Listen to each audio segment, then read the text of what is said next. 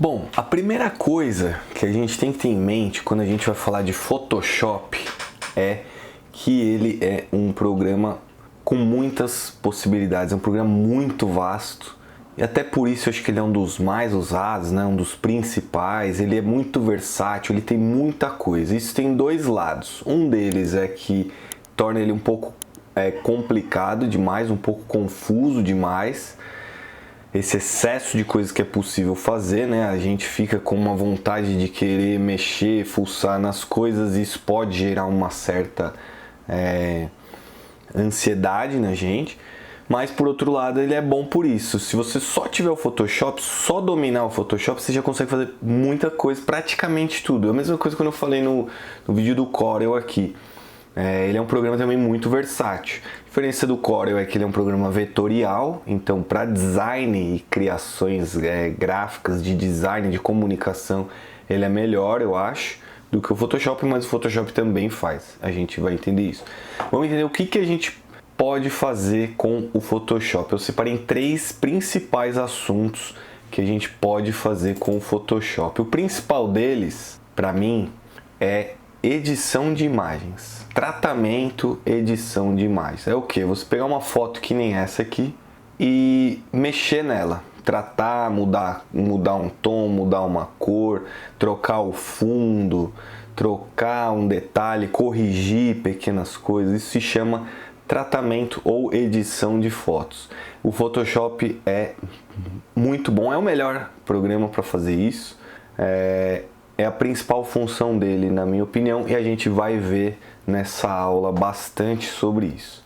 A segunda coisa que ele pode fazer também é desenho, pintura digital. Esse é um exemplo de desenho que eu fiz inteiro no Photoshop.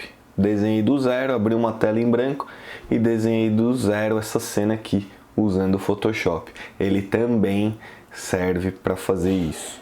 Mas eu não vou falar sobre pintura digital nessa aula, porque senão ia ficar um conteúdo muito extenso e muito diferente do objetivo, que é a edição de imagens e design gráfico, que eu ainda vou falar. Então eu não vou falar. Se você está aqui para aprender pintura digital, ilustração, vai ver esse vídeo aqui do Procreate, que tem uma aula completa sobre Procreate aqui também. Eu destrinchei o Procreate, e o Procreate é para pintura digital.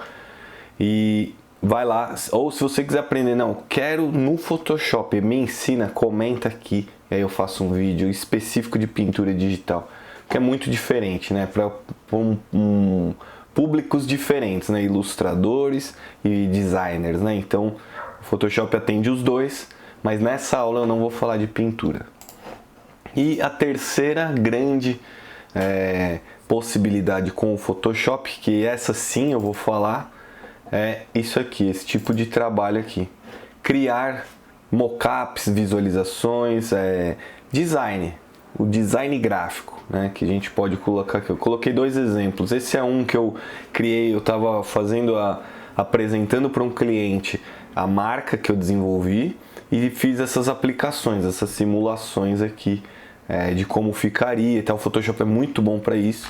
E esse outro tipo de trabalho aqui também é possível fazer com o Photoshop. Esse eu na verdade fiz no Canva, na aula de Canva que tem aqui também, mas o Photoshop também faz, embora, como eu já disse, para fazer esse tipo de coisa aqui eu prefiro o CorelDRAW do que o Photoshop, mas o Photoshop também dá para fazer e eu vou falar disso. Então a aula vai focar nesses 2 pontos, né? Eu vou até dividir em partes aqui, se você quiser ver uma ou quiser ver outra.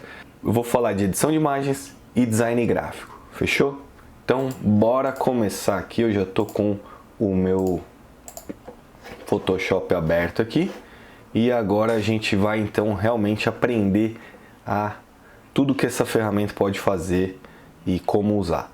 Quando a gente abre o Photoshop, eu vou fechar aqui essa tela, né? Quando a gente abre, né, essa aqui é a tela de boas-vindas dele. Tem aqui os últimos arquivos que você usou, né? Eles vão ficando salvos aqui.